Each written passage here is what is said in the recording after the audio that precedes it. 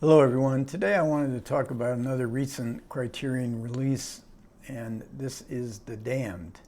And this is a film that was released in 1969. It's directed by Luchino Visconti. It stars Dirk Bogarde, Ingrid, Thulin, Berger, and in, I believe, her first film role, she was only like 20 years old, Charlotte Rampling, in a small role.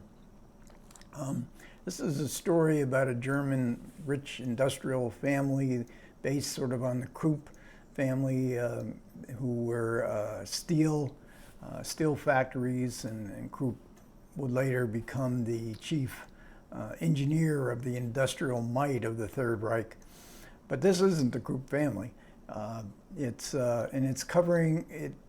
It covers the era of Hitler's consolidation of power somewhere from 1932, 1934. So it begins on the night of the Reichstag fire, a famous event where the Nazis concocted a fire at the Reichstag and blamed it on the communists and were to discredit them when they were still trying to consolidate their power. And then it ends closely after the Night of the Long Knives, and this was when Hitler executed all his original paramilitary troop, the SA, which we've known pretty much as the brown shirts, the black shirts, the black uniforms of the SS, was the new paramilitary kind of loyal to Hitler organization, and he didn't trust the leadership of the SA anymore.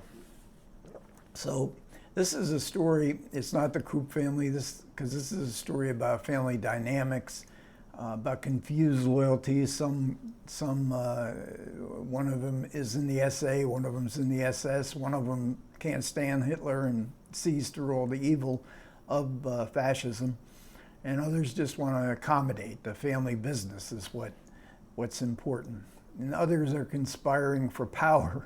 This is a story loosely based on Macbeth, in which Dirk Bogarde is playing Macbeth. His mistress is played by Ingrid Thulin. She's Lady Macbeth. She's the sister-in-law of the patriarch of the family, her husband having died in World War I.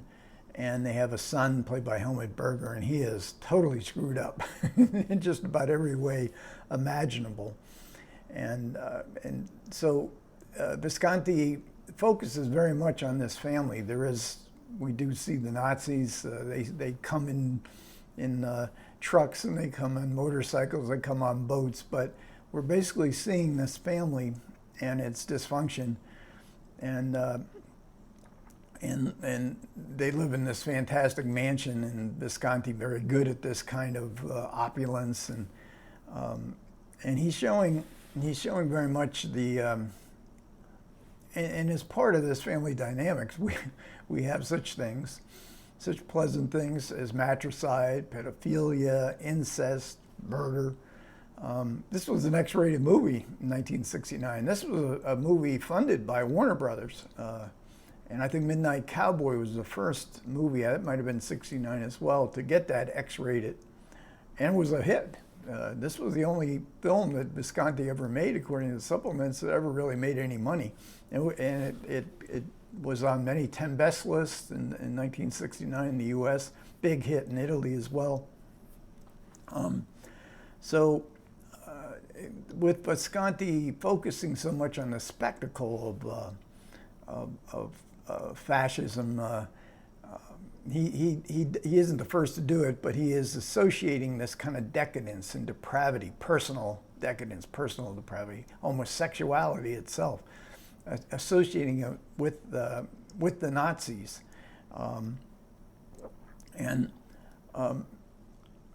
but Visconti, oddly enough, had started out as a neo-realist. He had worked with Jean Renoir in France on Tony in 1936. He made one of the landmark neo-realist films in Italy called Terra Trema in the 40s. But his inclination was really more towards opera, and he not only did he make movies, but he was renowned as an opera director and very closely associated with Maria Callas, also a stage director. And so his neorealism by this time had become more like operatic realism.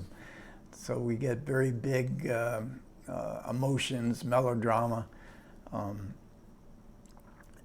There's a extra on the supplements. There's no commentary, but one of the supplements is a discussion filmed recently with Stefano Albertini, and he's very good at the at talking about the damned and putting into some kind of context. He disputes the presentation that both Visconti and many other filmmakers did in equating depravity with Nazism.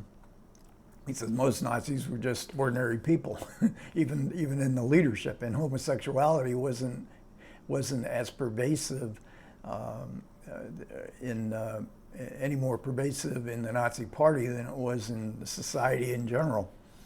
I wish this had been longer. It's a great discussion. It only lasts about 16 minutes. And then the other terrific supplement here is a interview with Visconti that was filmed shortly after the film was released. It was a huge sensation. As I said, in Italy, it inspired a lot of discussion. And it's made for a Italian television network, and it has a moderator and people in the audience. And Visconti was a very cultured, very articulate human being. He was a count. He was actually a count. He was an aristocrat going back centuries. Also a Marxist, a Marxist aristocrat. Also a homosexual.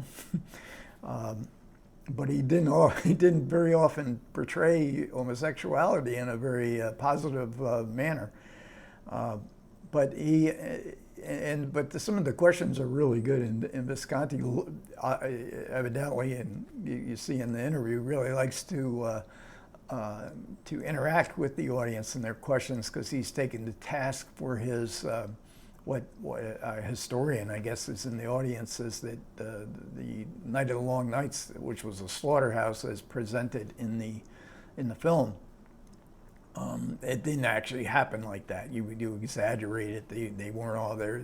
They're at a resort where all this slaughterhouse, and they're put there, given some vacation or something there to be there, and they kill everybody. But Visconti disputed that. He said, "No, I got all kinds of evidence. I've been to the place. People who were there told me what happened." And then he gets a question on, which indicates that, and Visconti also mentions a whole lot of books, and he did a tremendous amount of research in the making of this film. Then he gets a question from what appears to be a Marxist student, who says that you didn't portray this right because the young people understand that capitalism and fascism came out of capitalism, which would be a Marxist kind of point of view, which Visconti disputes as well. He says this was a social catastrophe for Germany. This was not something that came out of anything but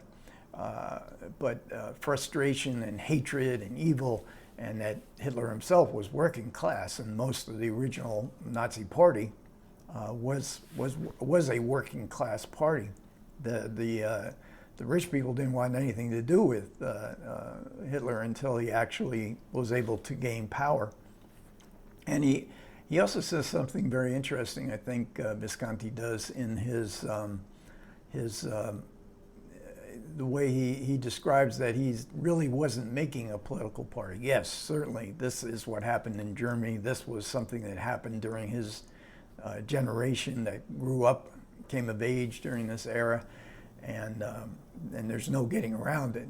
This is the Nazis, but he says it's really more about his observation of how the destructive forces that exist in human beings, that exist in everybody, exist in our minds and our emotions, and how that can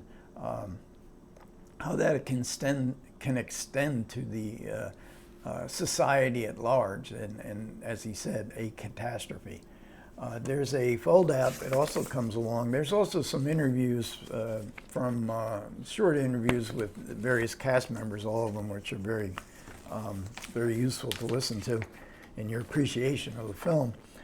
There's also one of these poster fold-outs, and that looks something like this. If I can get the glare off of it, I'm not sure exactly what it is, but certainly it's a depiction, some sort of depiction of hell. And then we get a really good essay, but boy, that small print, I'm nearsighted, you know, and I should be able to read that a lot easier. Why they make it so difficult to read, Criterion does in some of their essays.